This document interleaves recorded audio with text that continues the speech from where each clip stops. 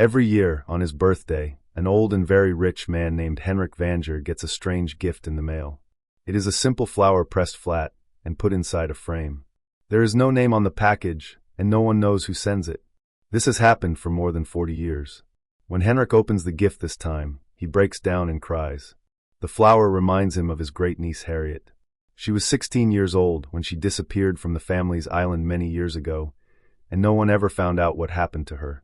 Far away in the city of Stockholm, a journalist named Mikael Blomkvist is in serious trouble. He runs a magazine called Millennium and has just lost a big court case. A powerful businessman named Wennerström sued him for libel, and Blomkvist was ordered to pay huge fines and even go to prison for a few months.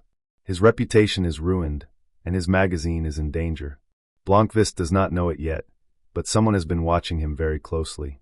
That someone is a young woman named Lisbeth Salander. She is small, thin, has many piercings and tattoos, and is one of the best computer hackers in the country. A lawyer named Dirk Frode hired her to secretly check Blomkvist's whole life. She hacked into his computer, read his emails, and studied every detail of his finances. In the end, her report says one thing clearly: Blomkvist is completely innocent. He was set up and lied about by Wennerström. Frode takes this report to his client, who is Henrik Vanger, and decides Blomkvist is the right man for a very special job. He invites the disgraced journalist to his cold, lonely island estate, and Henrik tells the story. In 1966, the whole Vanger family was on the island for a big meeting. Suddenly, a terrible accident blocked the only bridge to the mainland. For a full day, nobody could leave the island and nobody could arrive. In that exact window of time, young Harriet simply vanished. No body, no clues, only the pressed flower left in her room. Henrik is sure someone in his own family murdered her, and he wants Blomkvist to find the truth. Blomkvist accepts, leaves the magazine for a while, and moves into a small guest house on the snowy island. He soon finds out that the Vanger family is full of dark secrets. Henrik's 3 brothers were all Swedish Nazis many years ago. 2 are dead now, but one, named Harold, still lives on the island as a hateful old man. The dead brother, Gottfried, was the father of Harriet and her brother Martin. Gottfried died by drowning a year before Harriet vanished.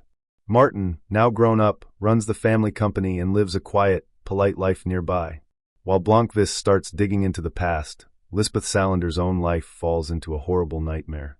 Her old legal guardian, the man who managed her money by court order, gets sick and is replaced by a new man named Nils German. This new guardian is evil. He controls all of Salander's money and will not let her have any of it unless she does what he says. When she needs money for a new laptop, he forces her to endure a degrading situation. The next time she visits him, it gets much worse. He hits her very hard, locks handcuffs to his bed, and rapes her violently. But German does not know one thing. Salander has hidden a tiny camera in her bag and has recorded every single second of the attack. Back on the island, Blomkvist finds an important clue inside Harriet's old Bible. It is a list of 5 names with what looks like phone numbers. The retired police inspector Morell tells Blomkvist that the numbers were never understood. Blomkvist also finds a photo from the Children's Day parade in 1966. In the picture, Harriet looks terrified, staring across the street at a man whose face is too blurry to see. Days later, Salander gets her revenge. She goes to German's apartment with a taser. She shocks him, ties him up, and tells him the new rules. He will give her back full control of her money and write a report asking for her guardianship to end within a year. If not, the rape video will be sent to every newspaper. Then she takes a needle and ink and tattoos large words across his belly. The monster is left screaming on the floor, and Salander walks away free. Salander hacks into Blomkvist's laptop. She looks at the list from the Bible and soon cracks the code. The numbers are not phone numbers. They point to verses in the book of Leviticus, a part of the Bible that lists cruel punishments for women. She sends this information to Blomkvist by email. Instead of being angry about the hacking, Blomkvist traces her location, goes to her apartment, and asks for her help directly. She agrees, and soon she moves into the little guest house on the island. They begin working side by side. Together, they match the names in the Bible verses to real murder cases. Every single name is a Jewish woman who was brutally killed between 1945 and 1955. The killer used the verses as instructions.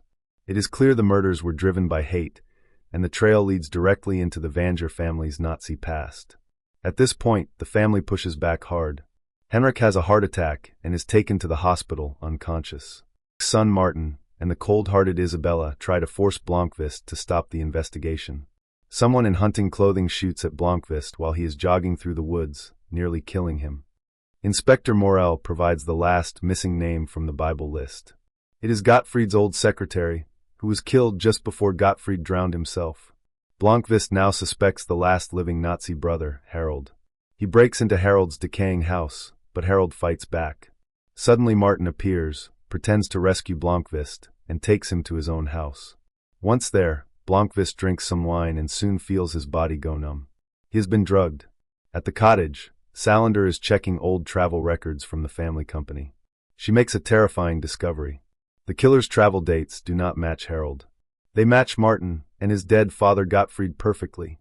The father and son were the killers together, a team of serial murderers. She races to the guest house, but Blomkvist is already gone. Blomkvist wakes up in a hidden torture room beneath Martin's clean, modern house. Martin calmly explains everything. He feels no guilt. He talks about how his father taught him to hunt, rape, and kill women. But he swears that he did not kill his sister Harriet. Just as Martin is about to finish Blomkvist, Salander strikes Martin with a golf club. She frees Blomkvist. Martin scrambles up, bolts out of the house, and speeds away in his SUV. Salander jumps on her motorcycle and chases him down the empty roads. The pursuit ends when Martin loses control, the vehicle rolls, and bursts into flames. Salander watches from a distance, letting him burn without moving a muscle to help. With Martin dead, Blomkvist explains to the recovering Henrik that Martin was not behind Harriet's disappearance. Using the parade photograph, they uncover the truth. The frightened girl in the 1966 picture wasn't Harriet. It was her cousin Anita, who looked similar and wore the same outfit. Blomkvist then travels to Australia and finds the real Harriet, alive and well, living quietly under Anita's identity for 40 years. He convinces her to return to Sweden. When Harriet walks into Henrik's room, the old man weeps with joy. It's the reunion he prayed for his entire life. Harriet finally reveals the secret she's carried since she was a teenager. Her father Gottfried had been sexually abusing her for years. One day by the lake, she fought back. In the struggle, Gottfried fell into the water and drowned. She grew up believing she had killed him. Then, at the parade in 1966, she saw her brother Martin watching her with the same predatory stare their father had. Convinced he would continue the cycle of abuse, she fled the island with Anita's help, escaping just before the bridge accident sealed everyone else inside. The Vanger mystery is finally closed, but Blomkvist still has to serve his prison sentence for the Wennerstrom libel case. While he's behind bars, Salander visits him with new information showing that Wennerstrom is a fraud on a scale far bigger than Blomkvist originally uncovered. After his release, Blomkvist publishes a massive expose in Millennium, and his name is cleared. Soon after, Wennerstrom is found dead, and every penny in his hidden offshore accounts has been siphoned away into an untraceable maze. Security footage from near the scene shows a disguised young woman walking calmly away. Blomkvist watches the footage and smiles. He recognizes the figure instantly. The film ends far away, on a warm, sunny beach. Lisbeth Salander walks alone along the water. She has money, freedom, and no traceable identity.